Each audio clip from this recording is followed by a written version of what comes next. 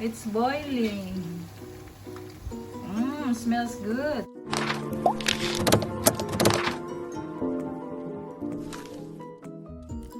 Hello guys. Today I'm going to make a simple but yummy and healthy recipe for everybody.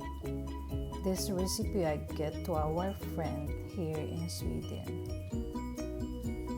Okay, so let's start.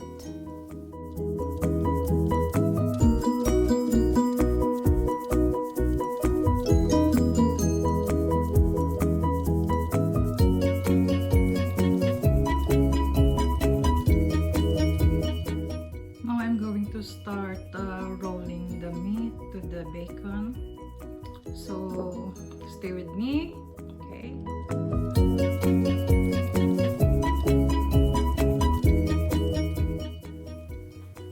Now I'm going to start rolling the meat, guys. If the meat is too big, you can roll and use 2 bacon. And when it is small roll of the meat, you can use only 1. So it depends upon you how big the size is you're going to make.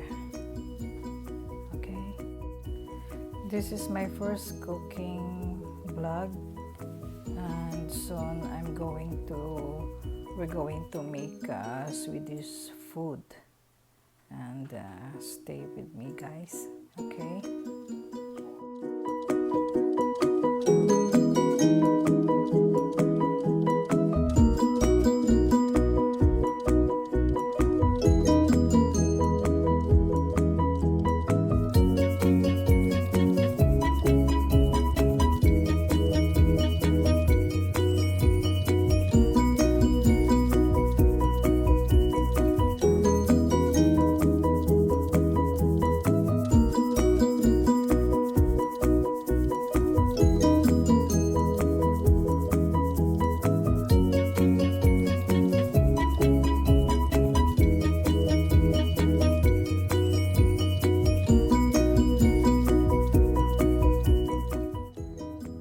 So it's already done. We're going to put now in the oven.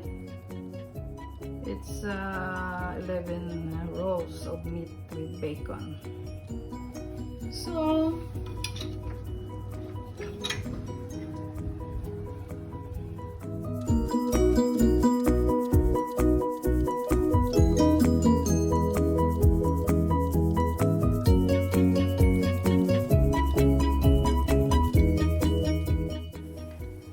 your oven must be preheated already for 15 minutes, and set your oven for 250 degrees.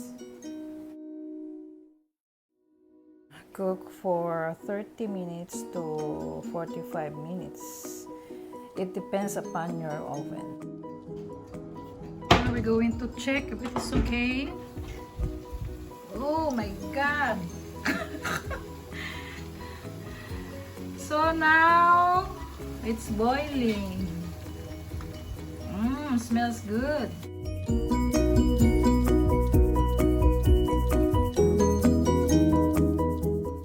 So this is our finished product now, guys.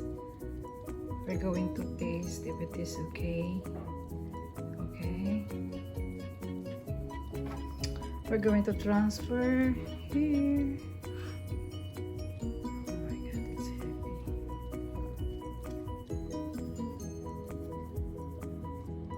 It's a lot of oil.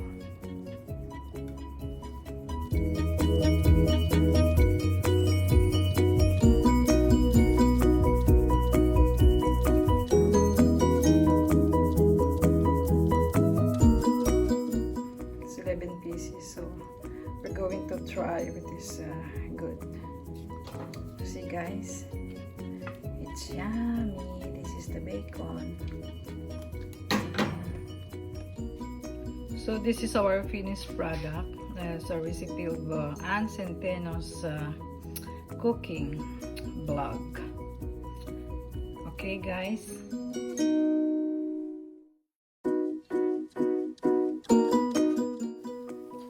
Now I'm going going to taste if it is good.